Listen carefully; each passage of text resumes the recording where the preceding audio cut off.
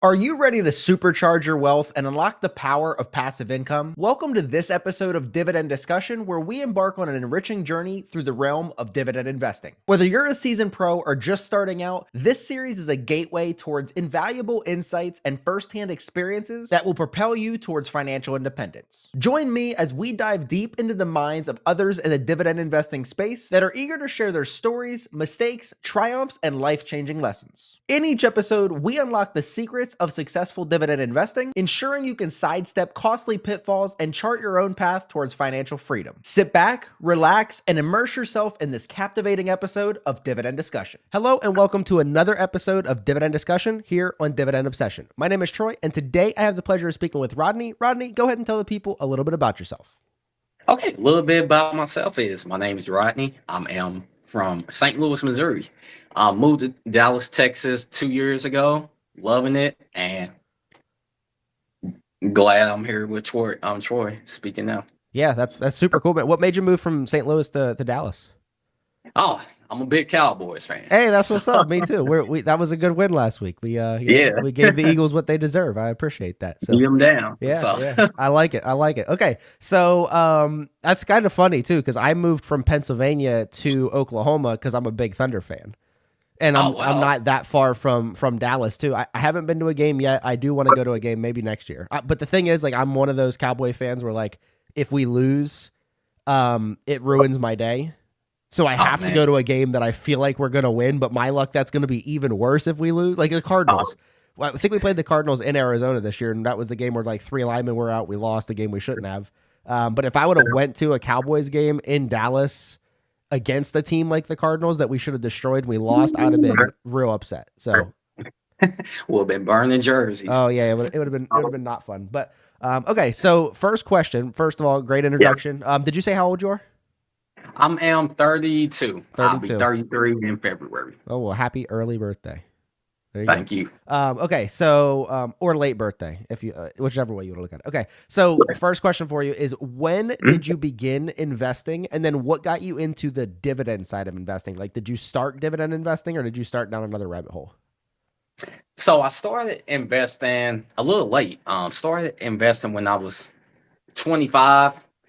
And what got me investing was I've been working with a lot of older senior gentlemen, and they just been telling me, invest, invest. You don't want to be working until you 70, 60, 80. So I just blew them off, and then just one day I just looked at a few YouTube videos and was like, I should start investing. So started at 25. Didn't know what I was doing, just threw my money in the market, lost money, and just stayed at it.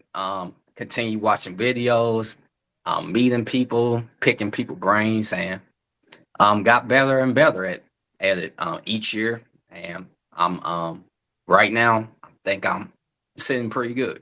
That's good. So did you start like most of us, where either you do the get rich quick thing where you're like, buying something super cheap and you just try to, I'm going to find the next Apple or Tesla, or were you doing like the yield strategy where you're like, this one's a 15% yield, or how'd that start? I started off with penny stocks. Okay. So bought a bunch of penny stocks, tried crypto, and just didn't have the same success as just buying stable value companies that paid dividends and had a good track record. Do you remember your first your first dividend stock that you bought? Like, when you got your dividend, did you think, like, did you know what it was when you first got it? I did not know. I did not know what it was. I looked at my account and said, an extra 25 cents. Yeah.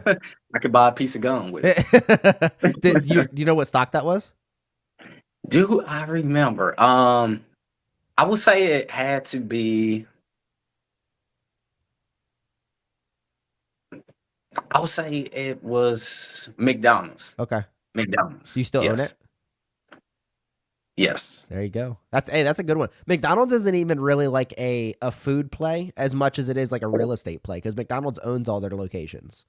Yes. So like they have they're one of the biggest. I think I read something the other day. They're like in the top 10 for like largest real estate companies in the world, Oh yeah. in the United States. I think maybe the world, but United States for sure. Mhm, Just because like mhm. they have so many locations and they own them all. So that's pretty cool. Everywhere. Yeah, I remember. The reason I ask is I remember my first one. I've thought it on this series a lot. Where I got my first dividend. It was from SiriusXM. It was a free stock I got for Oh, joining okay. Robinhood, and they paid me a penny. And I was like, why'd they give me a penny? And do I owe this to somebody? Like, what do I do with a dividend? What's a dividend? All kinds of stuff. So it's really cool to see that. And almost nobody starts with dividend investing like on purpose. Like nobody's just 18 years old. They're like, I'm going to be a dividend investor. No, very few people. I don't think I've ever spoken to anybody. Actually, I've spoken to one or two people on this series that have done that.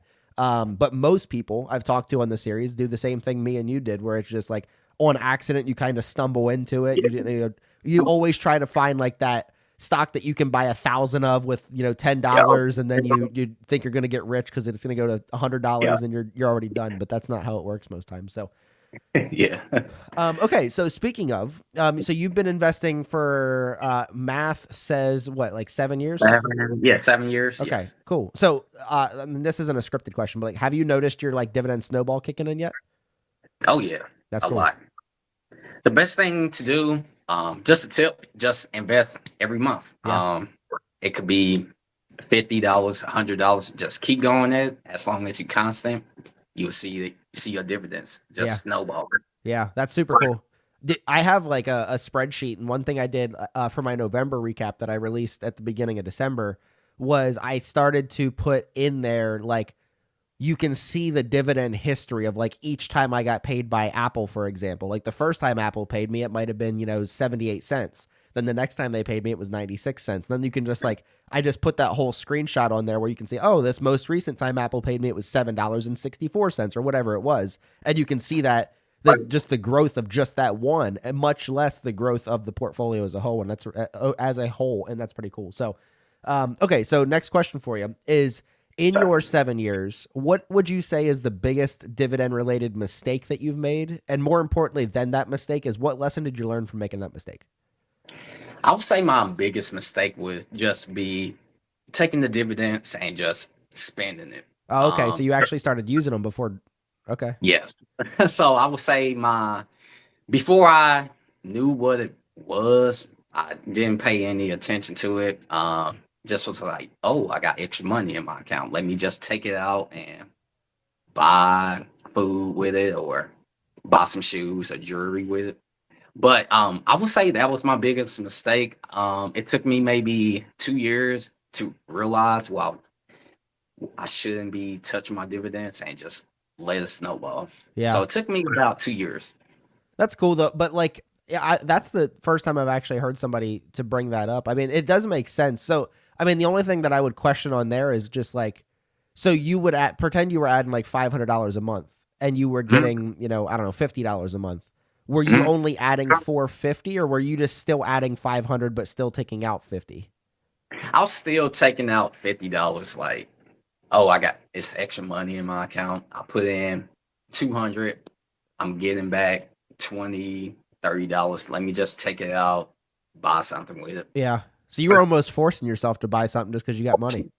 Wow. Yep. Yeah. Well, I mean, hey, you figured that out. Now you can, because like I think it's the S&P 500. If you look at like the returns over like the last 10 years with and without dividends reinvested, it makes a big difference. It makes a big difference. And And you it's don't pretty even you cool. don't even need to put it back in the same company. So like if McDonald's pays you money and you have, Coca-Cola coming up or something, you can put that money Yeah. into Coca-Cola or whatever. It doesn't have to be, Mhm. back into McDonald's. I mean, that's more work for yourself, but versus just turning the drip on and just letting it do its thing. But yeah, so that's pretty cool. At least, like I said, uh, I like that people seem to always make their mistakes. I don't think I've heard anybody say that they've made recent mistakes. It's always when you first started, they're able to Yes. identify what the mistake was. And then I always say, like, if that's going to cost you money, I don't know how much you said it took you 2 years to figure this Yeah. out as a mistake. So like, I don't know, what did you probably spend $2, $3, $400 that you didn't need to spend, kind of thing?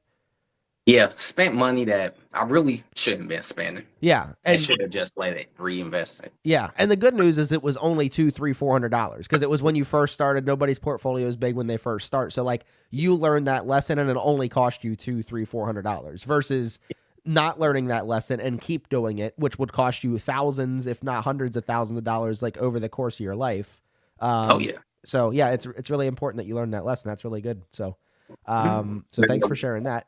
Okay, so next question for you is, how in the last 7 years has your investing style changed? So when you first started, let's just go like once you got out of your penny stock phase and you got into the dividend style, what was your dividend style when you first started, and then what is it like geared towards now?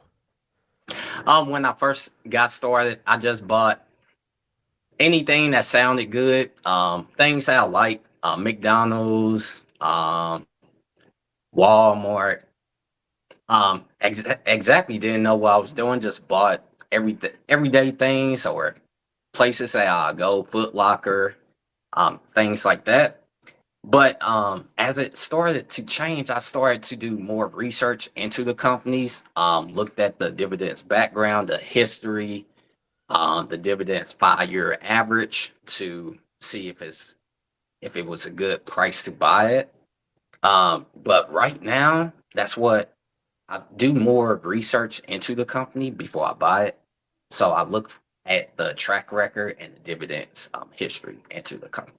Okay, cool. Yeah, and I like that you were mentioning that because like there's always different metrics that people can use. Yes. And I mean, on my channel, I don't dive deep into a bunch of stuff that I see a lot of people diving into. And it's not right or wrong. Like it's not my way is better than their way. It's just like Mhm. things that I understand.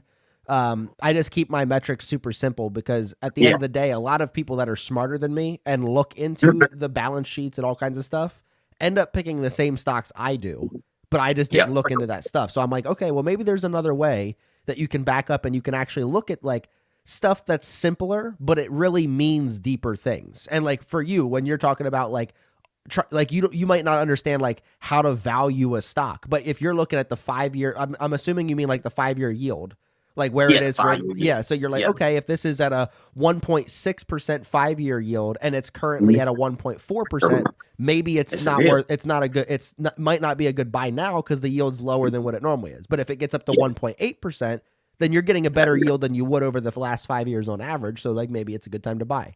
So There you that's go. just another way, another metric that you could use. Again, everybody uses their own thing, but like Mhm. it's another metric that you could use to identify whether a stock is at a good buy or not a good buy. So, Yes, sir. yeah, I like that. Yeah, it's always different. I always like hearing the different ways that people go about trying to one identify stocks that they do like, identify when it is or isn't a good time to buy that stock, how they determine on how to sell a stock, stuff like that. So, So um, yeah, it's best to just keep it simple and just do it the way that you understand. yeah, So yeah. Because I mean, if you overcomplicate it, then you're not going to want to buy yes. anything. Or like, for Mhm. my example is Costco. When I had Nvidia, I was up on Nvidia, but Nvidia didn't fit like my criteria on like what I wanted in my holdings. As far as like it outperformed, but it didn't have a dividend growth rate. As far as the streak, and it didn't have a dividend growth rate as far as like raising their dividend. So I cut them. I made money off of them, and then I bought Costco. But when I bought Costco, everybody was saying Costco's overvalued. I bought it at like 4.95, 4.94, and now it's like well into the 600s. They just Yeah. declared a special dividend of $15 per share. $15. I Yeah, so seen like that. I'm okay with that. That's a good decision for me. I'm up like I don't know 50% on Costco. No, not that much. I think it's like 30% on Costco. Since I Nice. bought it, so less than half a year, I'm up 30%. And I'm going to Okay. get a $15 dividend coming up. So I'm hoping to get 7 shares by the time that comes out. I'm like 6.5 almost right now. So maybe that'll be like an extra 105 to start the year. That's pretty cool. So Nice. yeah. Yeah, I seen that. I'm like, whoa, $15 Yeah. a shirt. Yeah. That's pretty nice. It seems like they do it like, I don't know, every 2 to 3 years, they seem to do a special dividend. Cause I think the last one they did was like 12 or 10 or $12 per share. And I want to say that was like 21 or 20. They did that. So I mean, obviously you don't buy a stock for special dividends because there's always a chance that this could be the last one. You'll never get another special dividend. But I mean, they've done at least 3 of them that I know of, if not more. So I mean, it's a nice little. The only thing is, it's going to set the bar really high for because that'll pay out in January. So it'll set the bar Mm, really high for January 2025 for me to try to get my portfolio up so it doesn't look like I lost. Like, you know how you track like, okay, I got $100 this year, this January, I got $120 next January, I got $160. I don't want mine to look like I got 100, I got 160, and then I got 140. They're like, oh, Troy's portfolio is not as good. I'm like, no, no, no, that's a special dividend. Like, you don't understand. So I'm going to work really hard to make sure I can get this January. It will obviously be higher because of that. And I'm trying to get next January even higher than that. So we'll see how that goes. So Nice. Good luck to you. yeah, we'll see. It's a good problem to have. I'm getting too much money and I got to try to keep up with it. So, um, okay, so here's a question for you. So let's say within the next 6 months for your short term, and then within, the next forever. So the end goal and then the next 6 months. So what are some of your short and long term goals with dividend investing? My short term goal would be just to have enough dividends per month to just cover the basic expenses like phone bill, electric bill, and cable, water Uh-huh. bills. Long term would be to live off my dividends, Yep. making let's say 7,000 a month.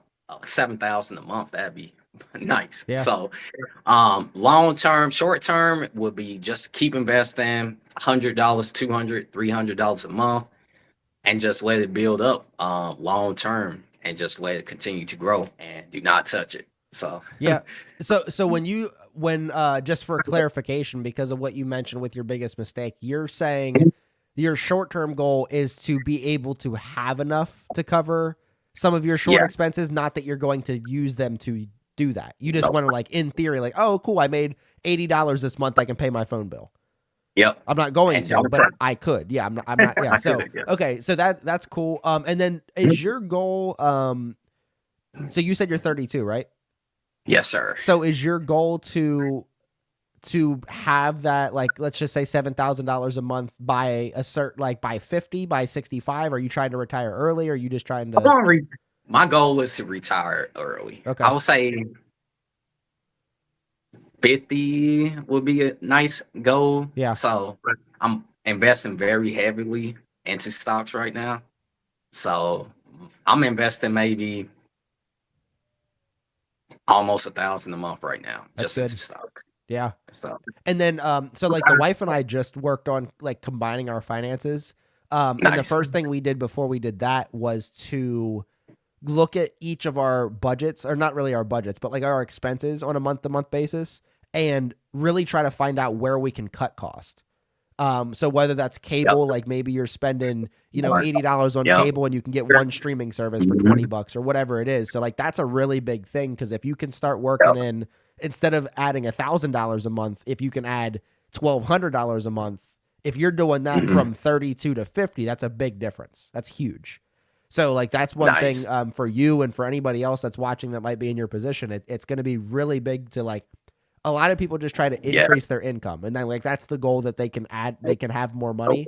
The first step is always get rid of debt and to reduce your expenses. Those are things that you can actually control. Don't go into consumer debt. If you are in consumer debt, Yep. work really hard to get out of that, and then you can just stockpile into all the dividends, all the investments that you want, and you can really start piling your money. And that's a great thing that you mentioned, that always budget, keep track of every dollar that you spend. Mhm. It's great apps for that. Currently I use Google Sheets and Excel sheets to just keep track of all my expenses and my income. Yeah. So that's a very good great tip that you mentioned. Yeah, it's well, and it's the keeping track of every dollar is just really, it opens your eyes, because there's certain things that you don't realize that you're spending a lot of money on. Like, a lot of people Yeah. eating out, or going getting fast food, or DoorDash and Uber Eats and stuff like that. That stuff adds up so quick, because you got to figure, not Oh only is yeah. it a $15 thing that you have to buy, but then it's a $5 delivery charge, and if you do that twice a week, you're talking $40 a week. And then all of a sudden you're at, what is that, $160 a month just on that kind of Yeah. food? And that's not including groceries that you're already buying. So, like, that stuff just adds up so quick. And yeah, I think that's like one of the biggest expenses. Like people that I work with eat out every Yeah. single day. Yeah. And it could be 15, $20 a day. I'm like, wow. Yeah. Why when I used to work in the office, they used to have a little deli downstairs, and you could just walk down there, and they made it so simple, which is smart on their part. Where literally all you had to do was scan your badge, and it would just come Yep. out of your paycheck. And they're like, oh, it's not necessarily money spent. It's just not money earned. And I'm like, yeah, but say you make, I don't know, $15 an hour and you spend $15 on lunch, you effectively just worked an hour for free. Like, and I'm just like, I don't work for, I mean, I say I don't work for free, and I've been doing YouTube for free for 2 years. But anyway, but like, other than that, like, I don't go into work for free. I don't work for somebody else for free. Like, that's wild. But yeah, I mean, that's a really good point for you. I know so many people, because that deli was also open for breakfast and lunch at my job. So people would go there, and obviously breakfast would hopefully be cheaper. They'd go and just get like 2 scrambled eggs, bacon, and an orange juice or whatever for, I don't know, $6, $7, $8. And then they would do the same thing for lunch, and that would be, $10, $12. And I was just like, man, and I would tell them all the time, I'm like, hey, like they pretended it was free because they would just scan their badge and they're not giving any money. I'm like, yeah, but that comes out, like, look at your paycheck every time. It's wild. Look at your paycheck. Yeah, it's ridiculous. Okay, so next one. This is always a fun one to hear. So, do you have any stocks that you did own a while ago that you sold and you regret selling, or any stocks that you bought and you bought them really cheap and now they're doing really well for you? So, selling regrets and buying brags. What do you got? Yes. So that was one of my other mistakes as well. I bought DraftKings. Okay. So I believe I bought it at around um $30, and then it dropped to maybe 17, $18. This was recently as well. Um it dropped to 17, $18, so I sold it. And then the price just flew up in a few months. I'm like, oh wow, dang, I should have kept it. Um so buying stocks and then selling it too soon will be just another thing you should watch out for. Yeah. If you buy a stock, you should picture that if you want to hold it long term. Well, one So thing that I try to talk to people when I do talk about stocks, like, think about, I don't know if you own a house or not. yes. Okay, so like when you bought your house, your idea wasn't to buy the house and then look at the price of your house on Zillow and then sell it. Like, if it went down $10,000, you're not going to sell it.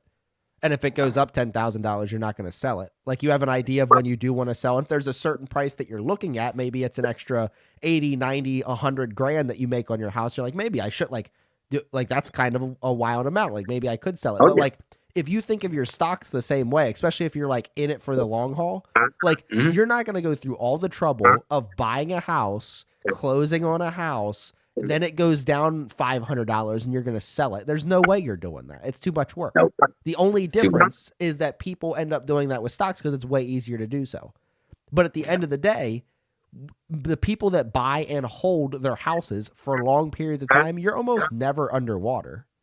Like, Yep. I don't know how many people have held a house for 20 years and ended up owing more on the house than they did when they bought it. Like, I don't know how often that happens.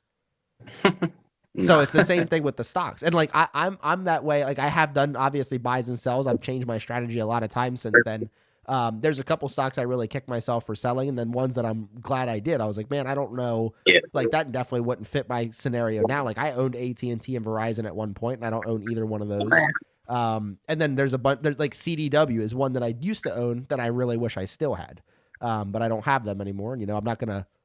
It's one thing to make a mistake. It's another thing to compound the mistake.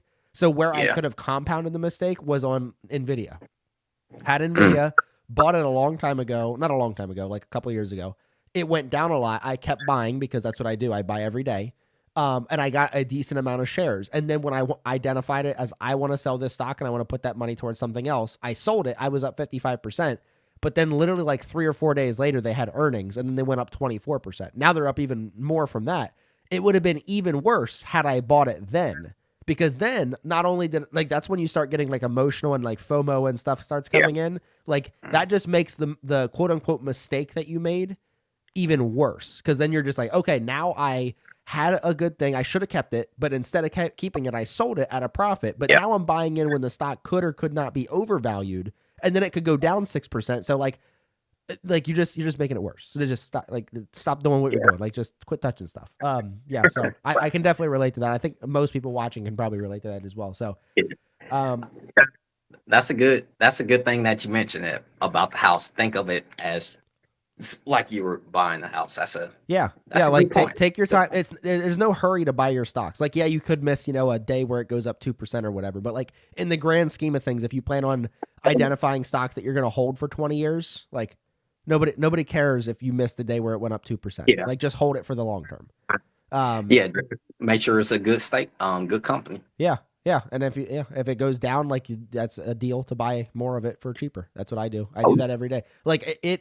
I like I said, I buy every day, but I almost don't even know the price of like I don't know the price of my holdings because I don't look at that. Like I'll look at it on a day-to-day basis like, oh, okay, I'm buying Apple, it's up 0.86% today. mhm. Cool. Like it's always glass half full, glass half empty kind of thing. Is like the cool thing with dividend investing when I buy every day is like if Apple's up 0.86% on Friday when I buy, the the shares I'm buying today are 0.86% more expensive than they were yesterday, but then the shares I already had were now worth 0.86% more than they were yesterday. So it's like and then same thing vice versa. If it's down 0.86%, that I'm getting a deal on the shares that I'm buying today because it's almost a percent cheaper than it was yesterday. But now the shares that I had in there already are now worth 0.86% less. So there's always Yep. a way you can look at it. And that's what I try to do with the dividend stocks because it's such a long game that you want to just Oh, try yeah. to find the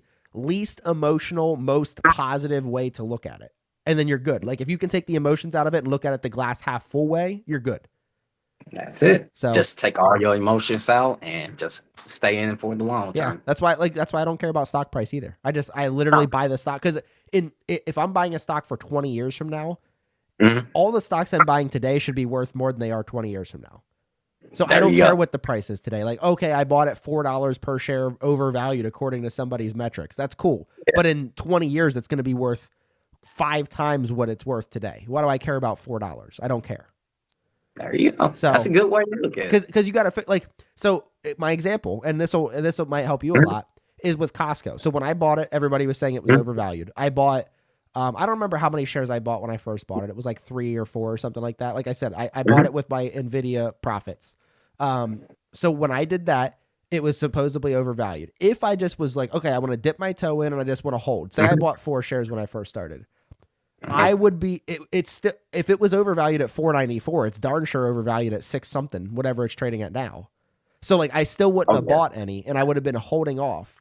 In the meantime, I've obviously increased my cost basis, but I've been slowly buying little by little and now I'm up to almost 7 shares. And now this special dividend gets announced. So that's the difference between okay, yeah, my cost basis went up a little bit, but now I have more skin in the game because I have instead of 4 shares, I have 7 shares. And now a special dividend comes, and instead of getting what would that be, $60 in Yeah. dividends off of the special dividend because it's 4 shares at $15 a piece. Instead of getting that, I have the chance to get $105. Just because like I didn't care about the stock price, I was like, this is a company I want to hold for the long term. I want to get as many shares as possible. So just slowly dip my toe in the water every day, every day, every day. Just keep adding more and more shares, and over the long term, it balances out. And Costco, that's a great company. Yeah. So Yeah, I mean it meets all my you metrics. can't Like lose the with it. the outperformance of the S&P 500, it raises its dividend every year for at least 5 years in a row and it has a dividend growth rate of above 10% every time. Back to back to back to back. It just keeps raising its dividend by more than 10%. And the company's compounding. So my dividend's compounding and the There you company's go. compounding. So it's doing both. So There you go. Nice. yeah, so Nice. that's just a little like thing I actually think about on a daily basis. It's like how do I turn this into a positive and how do I take the emotion out of it? Because like dividend investing is so emotional. Like you're just like, oh, I bought Oh, this stock, and it seems like as soon as you buy a stock, it goes down 5% because that's what yeah. happens. Like it just happens. So you're just like, okay, cool. Now tomorrow when I buy the stock, or next week, or next paycheck, or whatever, it'll be cheaper than what I bought it the first time. So Yeah. that like if you have a spreadsheet, like you said, you have a spreadsheet to track your expenses Oh, and stuff. So I'm mhm. assuming you have a spreadsheet for your stocks as well. So you can Yes. literally just go on there, like, cool, I bought it at $95. That was my cost basis. And now when I buy it, it's $89. So my cost basis will be at like $92. That's cool. Like you can see your cost basis go down, which is always good. Because when it goes There back you up, go. then you make even more money. So yeah, just little thing there. But okay, There so you go. next question for you is Yeah. as we mentioned, dividend investing is a very long game, right? Like you're going to be doing Oh this for the next 20 years. And you're not, the crazy thing is, if you do get to your goal of $7,000 a month by 50 years old and you want to retire, oh, you're not going to stop dividend investing. You're just going to oh, keep doing it. It's just, you might change your strategy a little bit at that point or whatever you mhm. might do. So you're going to be doing this for the rest of your life. Oh yeah. So Oh yeah. since dividend investing is a long game, it's important to like try to stay motivated. So like what milestones have you reached or are you coming up on, and like what achievements have you recently achieved, and what role do those play in keeping you motivated? The milestone that I've reached, what next month? Well, yeah, end of the year, I believe I will receive around $3,000 of dividends annual. So that's a very big milestone for me. Especially where I came from of $10 a year or Yeah. so that's a big milestone. Just I'm just going to continue to invest, let the dividends build up, and just keep going. Yeah. So I mean, that's your proof in the pudding right there, where you're just like, hey, look, I Yeah, used to get $10 or $100 a year or whatever it yeah. was, and that like I think I brought this up in like the last 6 interviews or whatever, but like there, Mhm. I don't know if you've seen it online, like the life cycle of a dividend investor, where it's like you tell somebody that's not into dividend investing, like, oh, I got my first dividend and it's 10 cents. They're like, cool, Oh yeah, same. congratulations. Yeah, and then like it keeps growing, and then once you're up to like a Yeah. thousand dollars a month or $5,000 a month, and people are like, hey, like what do you how'd you get that so quick? Like, no, remember my 10 cents that I told you about 20 Yeah. years ago? Like now here it is. So it's really cool that you're like living that right now, where you were hundred Yeah. dollars a year Yeah. and now you're up to 3,000. So that's pretty cool. Yeah. And you can do the same thing for your kids as well. Hmm. Started real young, Yep. and about time they're 16, 18. Woo, Yeah. they be living good. Yep. He'll be a year old in the beginning of January, and he's already on my credit Mhm. card. So by the time he's 18, he'll have Nice. probably a perfect credit score. He'll have 18 years worth of credit card history. And Wow. then he will be he has an investment account too. So for anything that like his birthday or Christmas, anybody gives him money, it just goes in There there. you go. And I mean, I don't know if maybe we can get him close to like a, I don't know, 50 or 100K in there by the time he's 18. And then I'm not going to tell him what to do with it, because at that point it's his money, but like hopefully over the course of time I've actually gave him like good habits and ideas of what to do with it. Like, hey, don't touch it, or if you're going to use it on a house or something that's another asset or something like that. So There you go. Yeah. yeah, and I have a little spreadsheet for him. I think he's at like $2.76 this year in dividends, which obviously isn't a lot, but like, hey, like he's not even a year old, and he's made more than I did when I was a year old, so There, he's there you doing go. good. But yeah, I There you like go. that. So, and the other thing I want to mention, I mentioned this, but just in case somebody is just watching your interview for the first time and they haven't seen anybody Mhm. else's, the importance of setting small steps. Like small Oh yeah. steps, small goals. Like you Mhm. didn't start dividend Yes. investing 7 years ago and say, I want to hit $3,000 a month in dividend income. Like you were just like, let's try to Yes. build this. Let's try to get a couple shares of this company. Let's see if I can get this company to pay me out $10 per share every time, or $10 every time Yeah. they pay me. Just little things like that. Yeah. And as you can, like, I always relate it to like a 6 foot ladder. Like you never seen a 6 foot ladder where there's no rungs on it and it's just like the top step. Like Yeah. that's never existed. So, or if it Yeah. does, that's a broken ladder. So, like, what you see Mhm. is like you see a 6 foot ladder, and then you see a rung every 12 inches or however many inches are in between steps. I don't know, but just say 12 inches. But the reason behind that is because a ladder is pointless unless it's actually obtainable to climb. And same thing with your goals. If you set some goal where, like, oh, yeah, I want to, like, if pretend me and you, our only goal Mhm. between now and 50 was to retire off our dividends. Like, we had not, like, we're so far away. Like that's so discouraging. You're just Yeah. like, I'm never gonna Yeah. get there. Like my measly $100 a month, like I'm not gonna get there ever. Like that's not gonna happen. But you set these small goals, like okay, like maybe your goal was to get 3,000 this year in dividends. There we go. Next year, you're like, okay, can I get the maybe 5,000? Like maybe 5,000 by Yeah. the end of next year is your goal. And that maybe that is or isn't attainable. I don't know. You can look at the numbers, but like that could be a small Keep goal. going. Or maybe it's like, hey, I want to get the next quarter. I want to see if I can get I don't know, $500 in quarter one of 2024. Like that's what you want to do. Just like little goals like that. That's so important. Yes. Start off with baby steps. I would say what helped me out a lot was just watching YouTube. YouTube is very key. You can watch YouTube or read about it or take baby steps. Open a account. You can paper trade as well, and just it's just very important just to get your toe in the water. Just and then once you get your toe in the water, put your other foot in the water and just keep going. Yeah, I agree with that. Okay, so I am excited to ask this question to you because you have Yes. the same goals as I do, pretty much. You want to retire. Yes, I sir. want to retire by 50. I want to use my Mhm. dividend portfolio. So the question for you is how and when will you know enough is enough? So like when your dividend portfolios make so like here's the other thing. Here's the second part of the question is in when you turn 50, like say your 50th birthday, you look at your dividend portfolio and it says that you're going to make $70,000 this year in dividends, which is cool. But if you look at it and you do your forecast, because you have your projected annual dividend income based off of like your dividend growth Yeah. rates and stuff like that, if you look at that, it says that next year, so right now you're making 70, it says that next year you're going to make 82. Do you stay for one more year and make 82, or do you say, "Oh, no, I wanted to stop at 50. I'm stopping at 50." Like, how are you gonna do that? Knowing me, I think I'll keep going. Yeah. Because But then I it gets just worse because then the next year you yeah. look at it and it says you're gonna make Yeah. 98. Ooh, Yeah. So how do you know what? How do you know when you're like, nah, how I'm will I good. Like I'm know? good with my 82. How do you know that? How will I know? Man, that's pretty tough. Because money motivates me. Money and family motivates me. So if you really don't want to just invest for the money, you want to invest for your family as Mhm. well. So if my family, wanted me to want to spend more time with me, and I think that will be the sign for me to step away. Yeah, So it's hard. um it's hard. Yeah, But um another thing I want to note too is you want to have different investments as well. You want to invest in growth stocks, real estate as well. So just don't put all your eggs in dividends investing, but have different investments as well. yeah.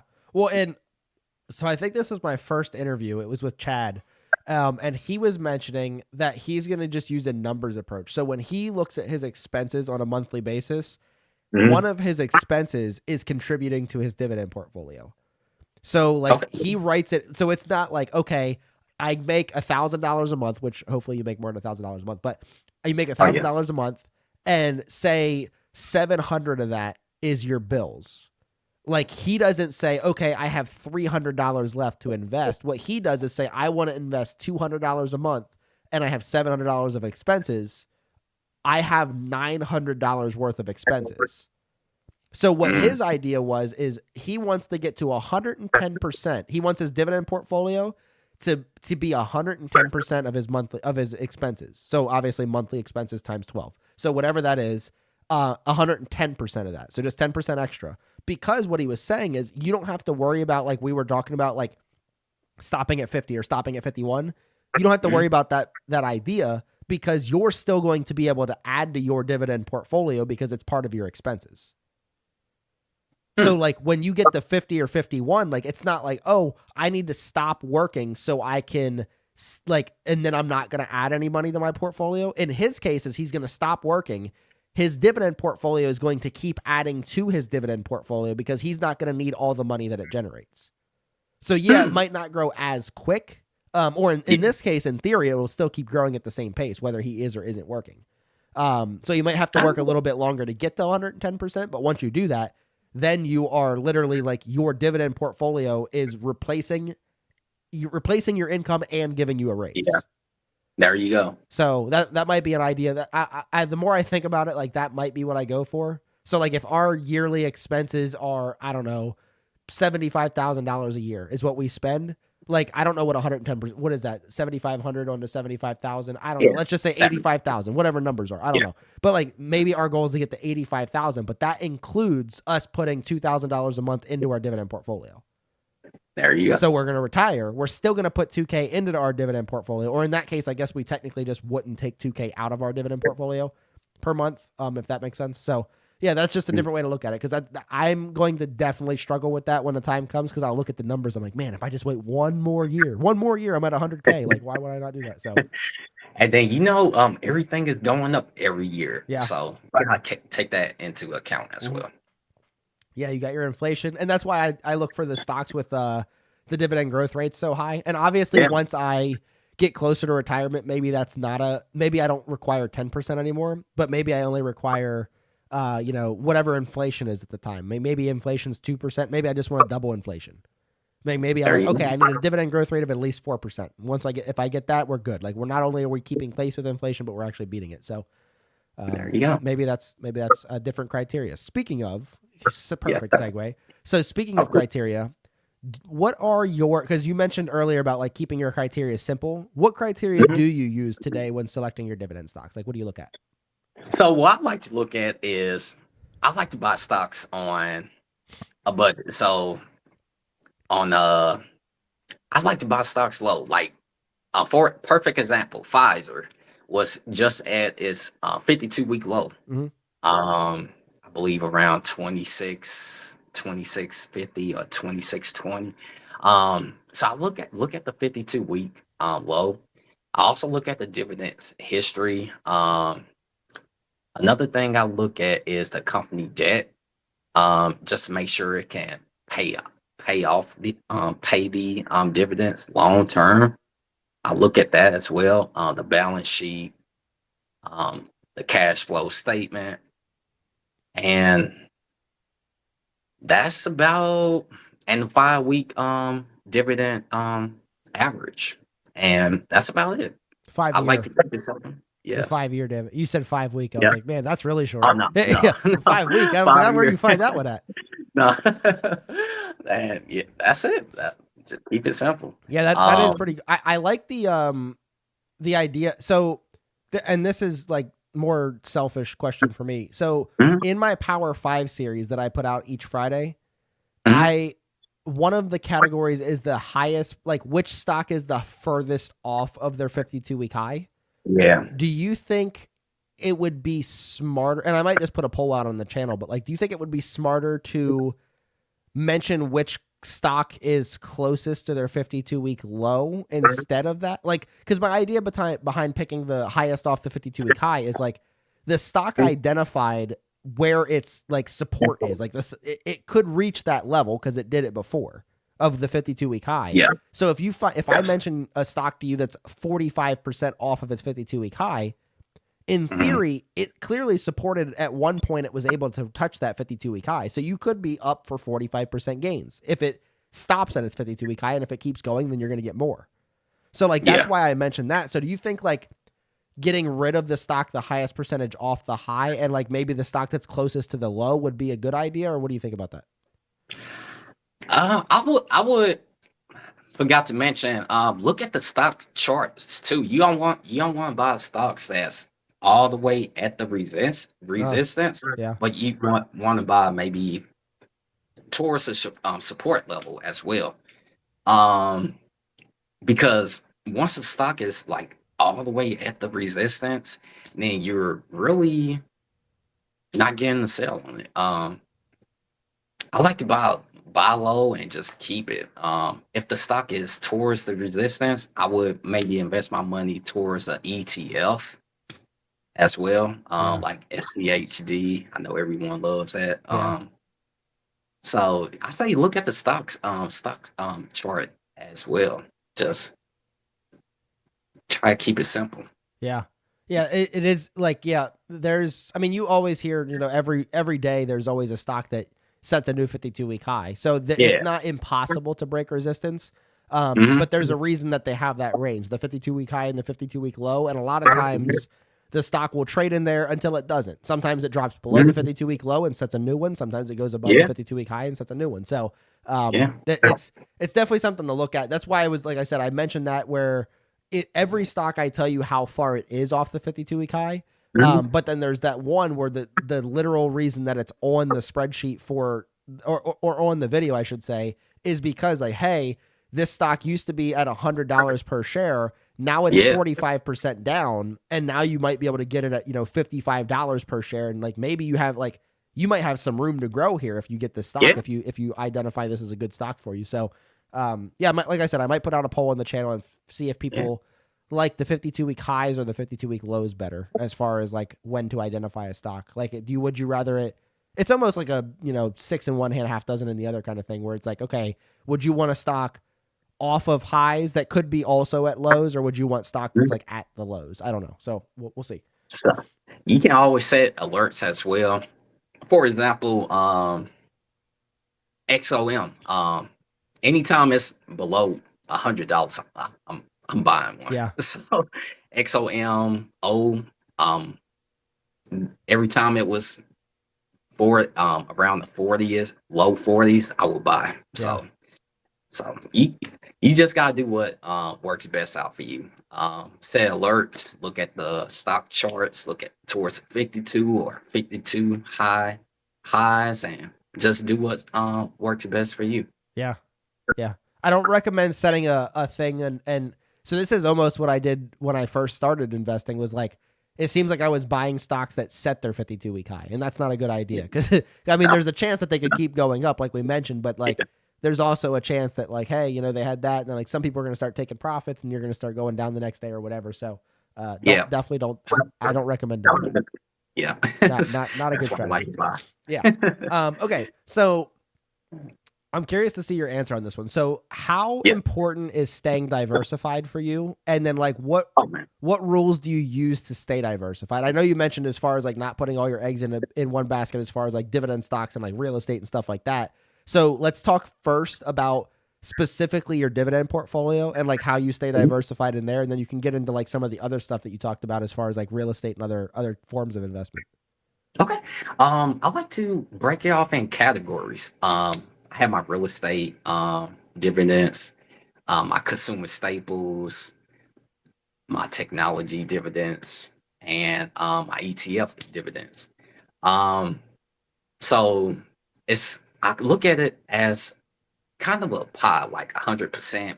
Have each slice, maybe 10% of the one slice into the real estate dividends, maybe 2 slices in the ETF, 3 in the technology, and that's how I look at it as being diversified. You don't want to have 80% into the real estate dividends and 20% in technology. You want to always stay diversified to have a well-balanced portfolio. Okay. And then what about your other baskets that you have as far as like outside of your dividend portfolio? So outside my dividends, I have my growth stocks as well. Amazon, Google, Microsoft. That also pays a dividend. Yeah. You got Tesla in there? Oh, gotta have Tesla. Yeah, you gotta have Tesla. Okay. You gotta have Tesla. I also have a semiconductor ETF. I believe it's FSKAX, but it's a Fidelity semi. So yeah, I have that. Have real estate investments as well. Currently working on a project now to purchase another rental property. You can also invest in bonds as well. Don't have a lot of money in bonds, but it's a safe investment. So you always want to diversify. So have your money in different baskets. Yeah. Yeah, I like that. 'Cause, I mean, that's what happens when people, people end up thinking things are scams or people out to get them, is when they put like all their, like, they think something is going to be, a guaranteed, success. And that, first of all, I don't know how many things are guaranteed in general. But then like whether it's crypto or real estate or whatever, they put 100% of their money in that, and it's great if it works. But then if it doesn't, like you're back at zero. Like you have to start all over. That's scary to me. And at the end of the day, it's all about your risk tolerance. Like if you are that risky and like you're you like to go to the casino and go all in kind of stuff, like hey, more props to you. But like I don't have that risk tolerance. My thing is just like okay, and I've said this on other interviews. I'm almost more afraid to lose money than I am like excited to make money, if that makes sense. That makes sense. So like I would just, if you're telling me I can get a guaranteed $10 over here, or the opportunity to get $20, but also the chance to lose $1,000, like give me the guaranteed 10. Like I don't care about doubling my money. If I have a chance to lose $1,000, I don't want to do that. No. Which I mean, to be fair, I mean I have more than $1,000 in most of my holdings. I think all of my holdings have more than that. So technically, I could do that. But like I also buy companies where the odds of them going out of business, therefore me losing large chunks of money, is like slim. Like Apple's not going out of business. Microsoft, Visa, Starbucks, like those things aren't going anywhere. Costco. Oh, no. So it is an opportunity or a chance that it happens, but like we're talking like slim to none. Like you have a better chance of getting struck by getting struck by lightning and a vending machine falling on you at the same time than Apple going out of business. So Oh yeah.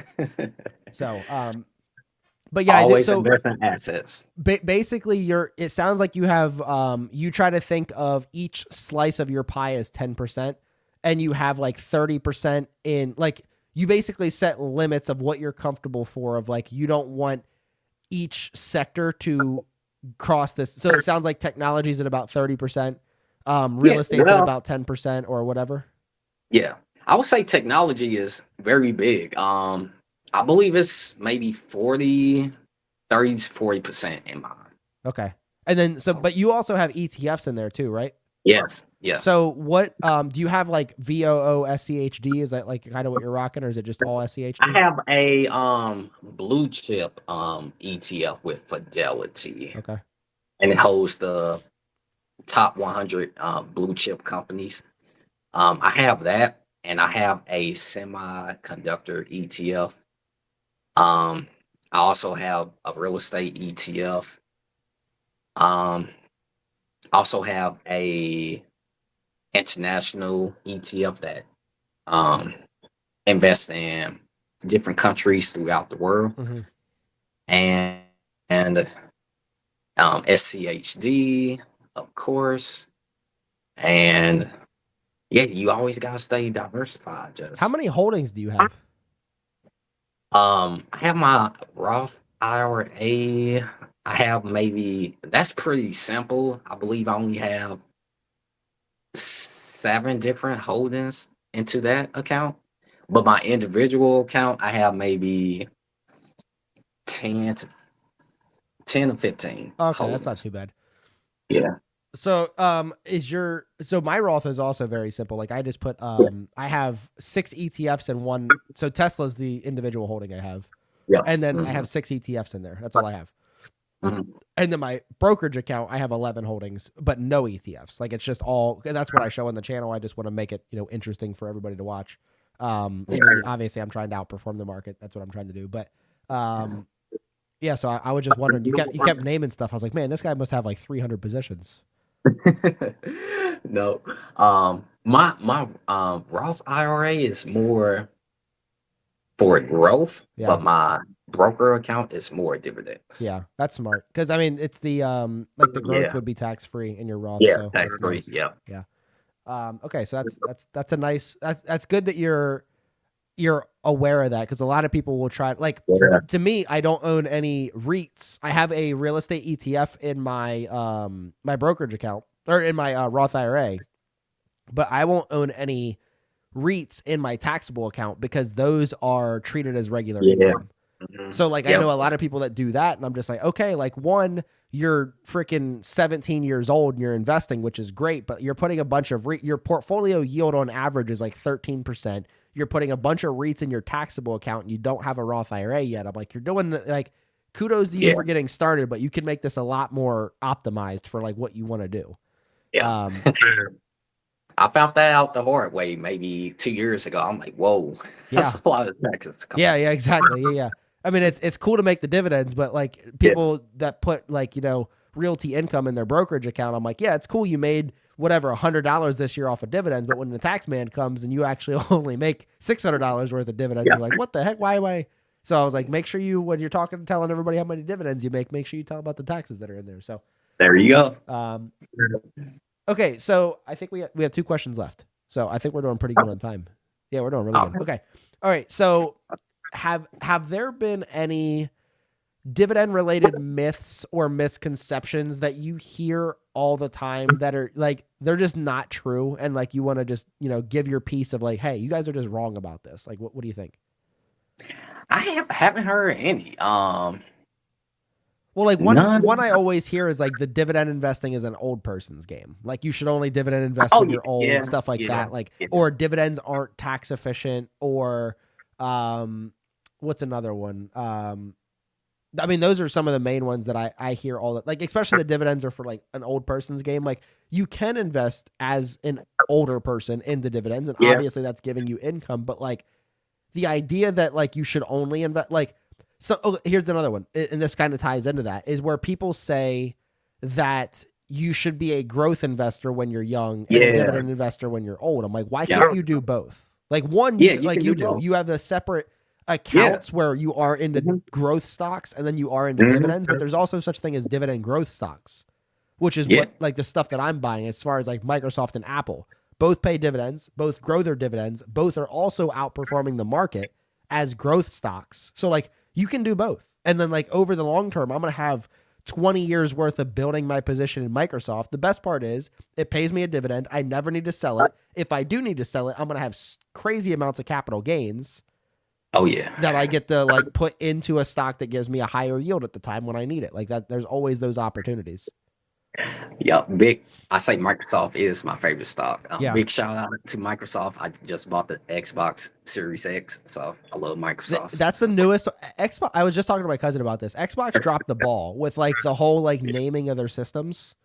yeah. I have no idea which one's the newest one anymore.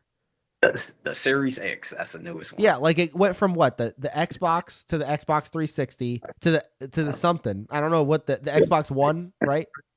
Yep. And Xbox One, I thought they were Xbox just gonna S. keep going after that. Like just make it the Xbox. Do what PlayStation does. It's so simple. Like which one's the newest one? What's the highest number? Like that's the newest Yeah. one. Like the Xbox, they just changed it so much. I'm like, why is this so like? It's so confusing now. Like Microsoft dropped the ball. But anyway, like I own them too. I appreciate them. Yes. But yeah, that was I was just talking to him about that. I'm like, why would they like? I thought they were fixing it. Like literally, they had the Xbox and they went to the 360, and I'm like, okay, Yeah. like are they gonna do like the 362 or like the 363 or like keep it going from that or like double it every time? But I'm like, then somebody's got to get a calculator out to try to figure out like what double. Like eventually the number's gonna get big. Like the Xbox 17,420. I'm like, oh okay, like that's the seventh one, I guess. I don't know, but yeah, I think But Microsoft at the time of my last monthly recap, that was my best performing stock. So I do, despite their mistakes with the Xbox, they did pretty good there. oh yeah, and that's what I was about to say too. You can actually do both with the dividends and growth investing. So you can do both. Yeah, yeah, I like that. Yeah, it's not. It doesn't have to be an either or. Now it can be an either Nope. or. It could be like you're in a 10% yielder. That's not going to grow at all, but it's going to give you good dividends. But it might not grow or it might actually lose money. Or you could do. I wouldn't necessarily consider like Nvidia. Nvidia is a growth stock. It pays a dividend, but I wouldn't consider that a dividend growth stock because they don't raise it and they barely pay a dividend. I think it's like 4 cents per share or something like that. Something Yeah. disrespectful. So. And then like Amazon doesn't pay a dividend, Tesla doesn't pay a dividend. So like those are your growth plays. And then you have your dividend plays, but you could also do like you said, the combination of the two where you're buying like Visa, which does a really low dividend, but it grows. The company grows Oh, and the dividend grows. So why not? nice. Okay, so here's your last question, All the right. finale. So Finale. All right. somebody watching today's video has decided that you were very convincing. You put up a great argument to not only start investing because you started at 25. I think I actually started at 25 too.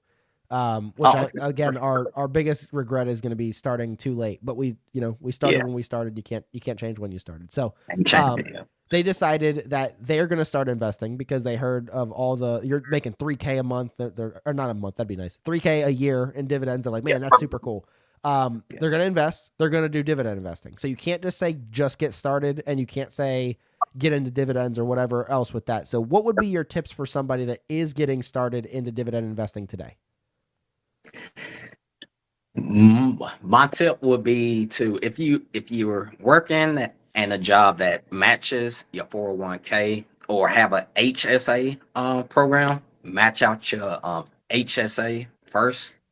And once, like for my company, I believe once you're at add 1,000 into the account, you can invest in stocks or ETFs. So match that out first, and then max out your 401k. You say Start max off, out or just do the match? do the match. At least do the match. Yeah. Because a lot of people probably wouldn't be able to max out. Like what's the Yeah, limit? Like 27,000 or something like that? yeah, that's a lot. Yeah. I'm not hitting At that. least match it. Yeah, yeah, 6%. At least yeah. do the That's free match. money. Yeah, it's free. It's Yeah. free. And then just keep it simple. Pick things that you use every day. Toothpaste, hopefully. Uh, Yeah. hair products, shoes.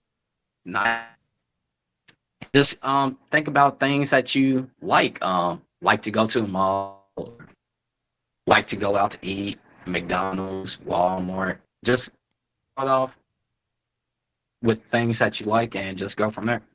Yeah. Yeah, I agree with that. Like definitely. So I had a video I put out a while ago talking about like choosing your path. Like HSAs are very good. Those are triple tax advantaged. Your 401k at work, that's free money. Factor. Yeah, like that literally, like if you put in $100 and that's 3%, like your company will give you 3%, which is $100. So you just doubled your investment and you only put in 100. So, and that's not even including like whatever it's invested in. So like that's big. Yeah. Yeah, I think those are really, really good tips. They just getting started obviously is big. You can't make your second dollar without making your first. So that's really important. But yeah, anyway, Rodney, it was super pleasure speaking with you. Nice to meet you again. Thanks for taking time out of your Saturday to speak with us. Yes, thank you. And if you have anything Anytime. to plug, anything where people can find you, if you produce any content of any kind, go ahead and plug your stuff right here. Oh yeah. If you're in Dallas or in the Texas area looking for a home, I'm also a real estate agent as well.